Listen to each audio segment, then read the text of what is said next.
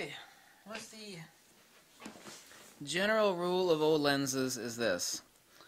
It's really kind of simple. You want to buy old Pentax lenses, old M42 screw mount lenses. Here's the rule. If it falls between 50 millimeters and 200 millimeters, it's all bueno. No zoom lenses. The only thing that's really improved in the past 50 years, really, are ultra-wide primes, basically below 50 millimeters, technically below 35 and below, and zoom lenses. That's really some of these 60, 70-year-old prime lenses, if they fall between 50 millimeter and 200 millimeter, they haven't really improved that much. They haven't. In some cases, they've gotten worse. They've become overcomplicated to suit the desires of ignorant button sniffers that think that all chromatic aberration and distortion and vignetting is absolutely horrible. And the way the lens companies satisfy those idiots is that they over-design the prime lenses. All zoom lenses necessitatively are high element, not all of them, but basically all of them are over-designed lenses that of course render very flat with poor color saturation. They just don't render.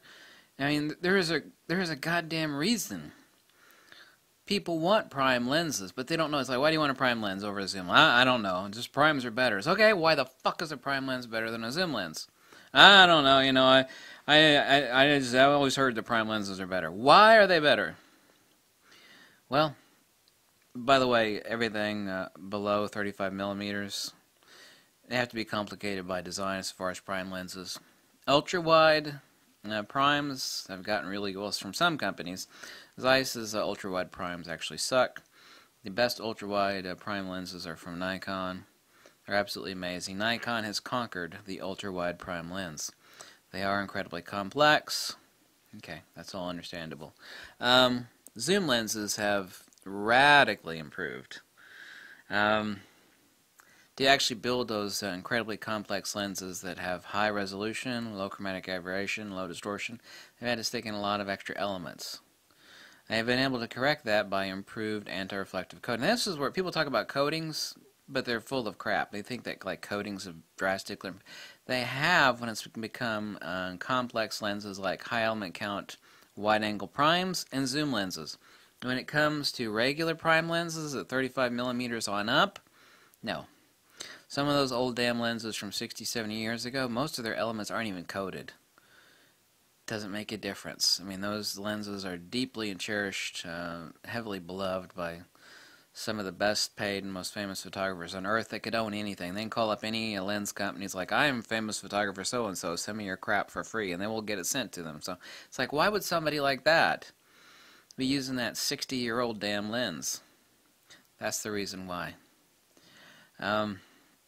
So if you want to get an old lens, stay between 50 millimeters and 200 millimeters. Avoid 35 and below, and avoid all zoom lenses, basically. Now, there are some exceptions. Not on the primes, not on the ultra-wide primes, but there are some exceptions. Not many, very, very few. I think I mentioned all of them, basically. There's like about 10 of them that I could think of. So there's basically almost no exceptions on the zoom lenses. Almost no exceptions. There are a few. Some of those, actually most of those exceptions on the zooms are low element count zoom lenses. They're astonishingly good, and they're very, very cheap, by the way. But that's where lens design has improved. That's not my opinion, it's a hardcore fact. Ultra-wide lenses and zoom lenses. Prime lenses, they've been perfected 50 millimeters now for decades and decades and decades and decades. That's between 50 and 200 millimeter in prime. No.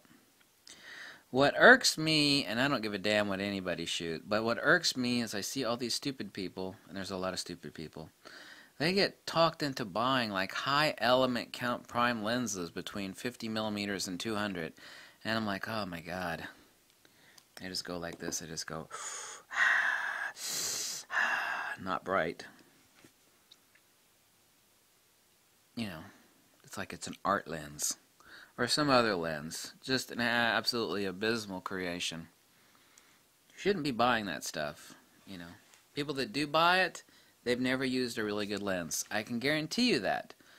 99% of the time, they have never used a really good prime lens. Most people have never used a really good prime lens. They buy the crap their camera store pushed on them, the kit lens, which is always a zoom, of course, and some modern piece of plastic fantastic, high element count, prime lens turd, or some, junky Sigma lens. I said sick. I didn't say Sigma, I said Sigma. So, if you want to buy an old lens, just stay between 50 millimeters and 200 millimeters. Should be safe. However, there are plenty stinky 50 millimeter, like some. Vivitar outsourced a lot of their lenses. I think they outsourced their lens manufacturing to 14 different companies. So just because it says Vivitar, you know what that means? It means nothing. There are some old Vivitars that are absolutely astounding. I mean, they're metal and made in Japan. Even the crappy ones are made far better than the really, really expensive modern ones are. But there are some awesome old Vivitar lenses. Vivitar is just a name that got attached to one of several different manufacturers, some of which are really, really, really good. So when someone says Vivitar, I'm like, yeah. There are plenty of crappy Vivitar lenses. The crap Vivitar, the reason that Vivitar got permanently attached to the name crap is when the zoom lenses hit. There's like a billion tons that are now in the waste, in the recycling piles across the world, and those are Vivitar zoom lenses. Just crap. Everything from like 1980 onwards, crap. There's some old Vivitar stuff that's absolutely awesome. But since the crap started around about 1980, Vivitar now is completely associated with crap. Vivitar crap. But you go prior to 1980, you'll find some good stuff. Not all of it good, but much of it. But that's what to keep your eyes peeled out for. Don't buy an old ultra-wide, meaning 35 and below. Don't buy it. Don't buy it. Unless you're a masochist.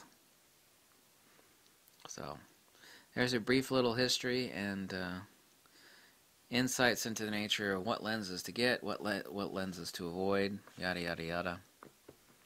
And no, prime lenses between 50 and 200, they really haven't improved in the past many decades.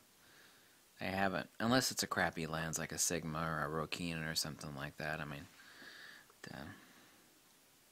okay, thank you for watching. Hope you liked this video. It's educational and informative, and certainly so accurate. And I hope that helps you making, because I don't like to see anybody piss their money away unnecessarily on a lens that they ultimately will be unhappy with. Okay? Thanks. Bye. I'm kind of worn out from answering so many emails recently. My brain is like in idle mode. Not literally.